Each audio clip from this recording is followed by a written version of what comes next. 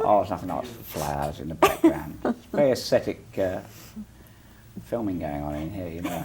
Oh, they did have an old tab can there, but it did look so nice, you know, so I put a bunch of flowers there. It helps you separate from that velvet red drape. Yes. Okay, we're all set. Okay, and go. Well, Dudley, I have never met you before, but I've been looking forward to it. And I don't know, there's something, I'm just sitting here looking at you, and I just want to laugh and giggle and have fun. You mean, did I leave my trousers off? No, No, but you're very, very entertaining, and I'm glad to see in person that that carries over. Or are you putting on an act for me? Oh, no, no. No, it's too tiring to put on an act. I just enjoy having a good time, you know, and making people laugh or not making them laugh. I enjoy relating, I guess. I'm a pretty natural sort of person, I think, if I can say that for myself. Do you have moments, though, when you get real down and depressed and don't want to be around people? Oh, I tend to live a lot. I'm not a gregarious sort of person. I sometimes am, but if I find a lady I want to be with, I tend to sort of shack up with her for 24 hours a day, and so I tend to be sort of insular in that sense. But and my depressions aren't really very frequent now because I tend to get out what I feel, so I don't have to sit on it, you know, for several years and let it gnaw away at my stomach. Well, there was a time when you let things gnaw away at your stomach? Oh, I think so, yes. Oh, absolutely. And through a process of deep in looking and probing, I now feel much better, thank you. Over the last 4 or 5 years, things have, I've come onto a plateau of sanity, I suppose, which feels much better than what I was on before. Did you ever go through analysis? So many Since people do. 1964 I've been in therapy because I'm a very sick person. You still go? I go, yes, I go to a group in Los Angeles. I don't feel I need it now, actually, except I sort of do it like, you know, it's like brushing your teeth, really. It's useful to keep in practice. And it's, to me, it's the most rewarding thing that's ever happened in my life. And the most revolutionary thing, in a sense. It's upended what I've learned in my early years. I think, unfortunately, most of us are taught to stand on our heads when, in fact, we should be standing on our feet. And we have to go through a lot of pain to reverse that position. Do you think, Dudley, and going through analysis and all, where you try to get to the root of the problem or the root of the insecurity, is it all wrapped around your being short?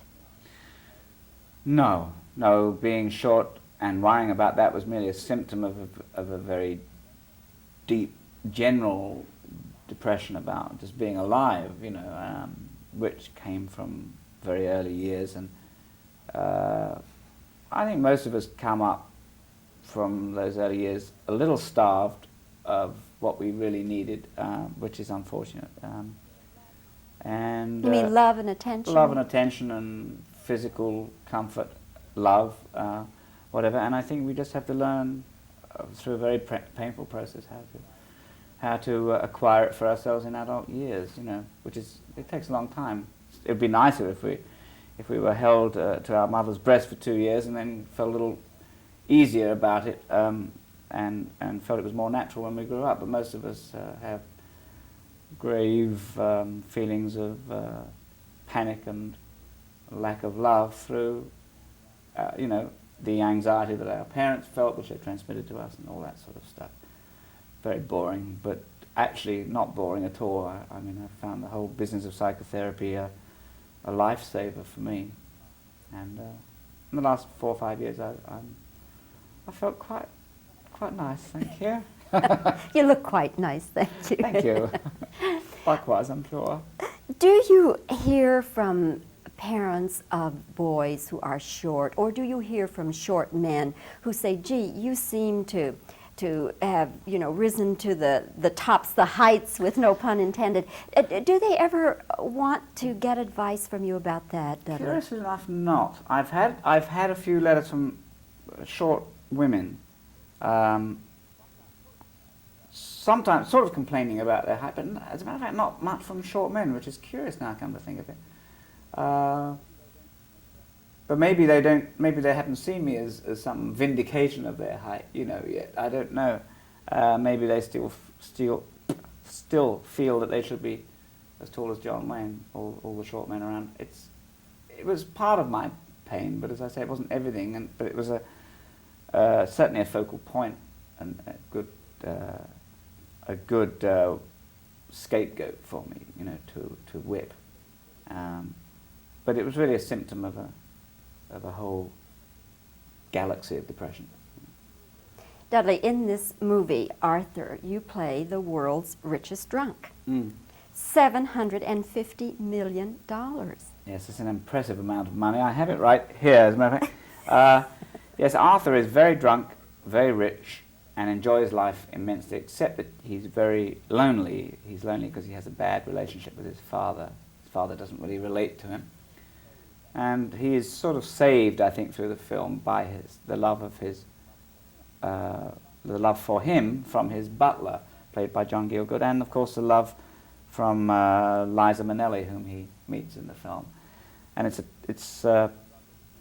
it's really his struggle to be himself and to decide whether he's going to marry this girl, whom his family disapproves of, and lose the money because they're going to disinherit him, or marry the girl they want him to marry and get all the money.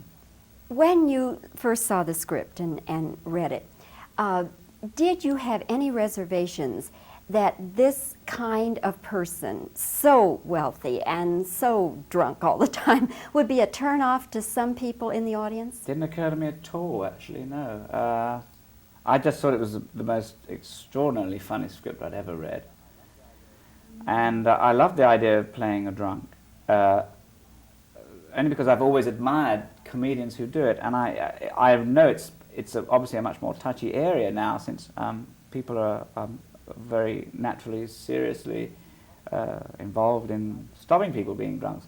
But I didn't get the feeling that Arthur in the film was an alcoholic. I felt he was a man who really did drink a lot, but who could stop if he found love, and which he does. And I think the implication is very strong there that he won't need it, you know. So I didn't think he was some maudlin alcoholic who, because in fact he's a very happy man who drinks, that's all, and he's making jokes all the time. He enjoys boozing. It's like New Year every day for him, you know. And I think that the sort of the spirit of the man really enchanted me when I read the script. The scene with the moose, I think, that's one of the very, very funny scenes. Yes. And I am told that every time you did that, you would do it a different way. Is that so? Well, it wasn't that different, but there were variations. The author, who also directed it, kept on wanting various little, you know, differences. Just wanted a choice, which was sort of alarming, really, because I don't like to work that hard. And there were little subtle differences, you know, that we did all the time. But I don't think that gigantic, you know. I think in every scene we did, we must have done 20 takes, which made the choice in the end for the director very hard. And there were little variations all the time. But it is a funny scene. It's funny because of the situation and because of the writing, and it's just wonderful. It's very powerfully funny writing. You know, the one line that I just love is where you look at the moose and you say, "Where's the rest of that moose?" I love that line. That's my favorite line.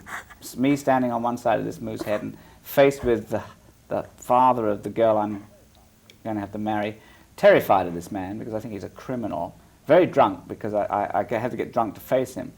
And I've come to talk to him about marrying this girl, and I'm trying to avoid talking to him, and I keep on talking about this moose that's between us, this moose head. And that first line is wonderful, this moose head on the wall. I say, "Where's the rest of this moose?" You know, it's as if it's a really serious question. The joy in saying that line, the joy in saying all of those lines, I can't tell you what fun it was. Well, Dudley, just know that at least one other person classifies that as her favorite line in the whole movie. Me too. I love it. Thank you. Dudley, I've loved talking with you. Thank you so much. What Me a too. joy to know you. Thank you. Likewise. Okay. That is a funny line. Isn't it one?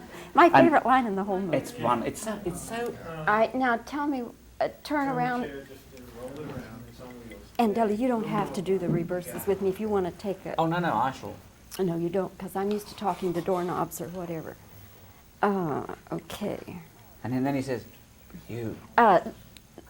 Let me have just a second Yeah, here sure, go okay.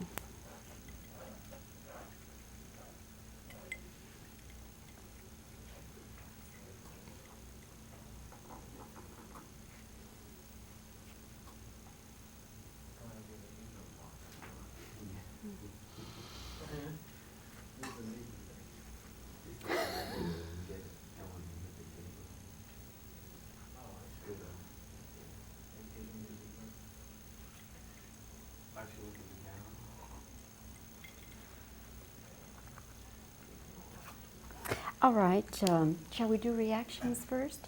Is this going to be good if I look about here? Right in there, yeah. Right in there? Mm-hmm. Okay. Let me match his size. Okay. And the other line I love, which is, "You really must have hated this moose."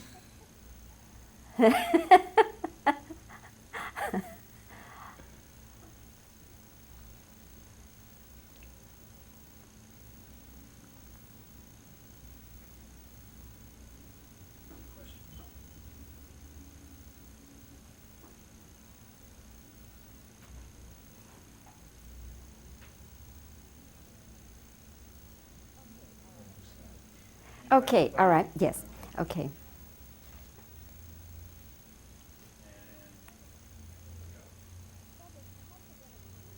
Dudley, has there been a time in your life when you've gone through analysis?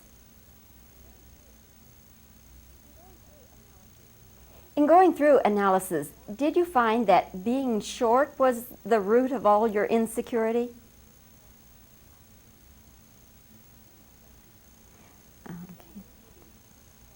In this movie, you play the world's richest drunk. You have $750 million.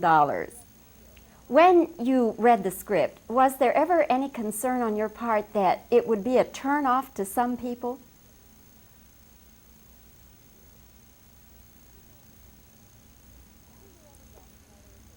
Do you ever get letters or calls from people who are the parents of short sons, or let me start again. Do you ever hear from either parents or young men who are short, wondering how to cope with this thing?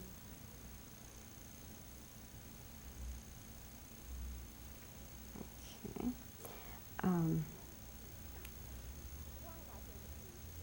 One of my favorite scenes in this movie is where you're in the room talking with this man and there's a moose head on the wall, and you look at that and you say, "Where is the rest of the moose?"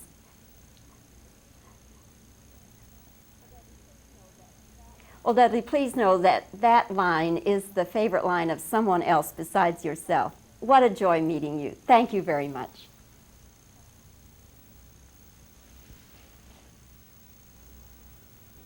Okay. All right. Terrific. It's like making movies.